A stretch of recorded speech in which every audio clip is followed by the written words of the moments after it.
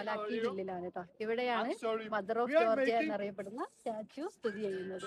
ഈ തിബിലിസി എന്ന് പറഞ്ഞ സിറ്റിക്ക് ഒരു 1500 വർഷത്തിലേറെ പഴക്കമുണ്ട് കേട്ടോ. തിബിലിസിയുടെ 1500-ാം വർഷം ആഘോഷിക്കുന്ന സമയത്താണ് ഈ സ്റ്റാച്യു ഉണ്ടാക്കുന്നത്. അത് 1958-ലാണ്. അപ്പൊ ഇതിന്റെ ഹൈറ്റ് എന്ന് പറയുന്നത് 20 മീറ്റർ ഹൈറ്റിൽ അലൂമിനിയത്തിലാണ് ഈ സ്റ്റാച്യു നിർമ്മിച്ചിരിക്കുന്നത്. മദർ ഓഫ് സ്റ്റാച്യു എന്ന് പറയുന്നത് പോലെ തന്നെ ഈ പ്രതിഭയുടെ ഒരു കയ്യിൽ വീഞ്ഞു പാത്രവും ഒരു കയ്യിൽ വാളുമാണ് ഉള്ളത്.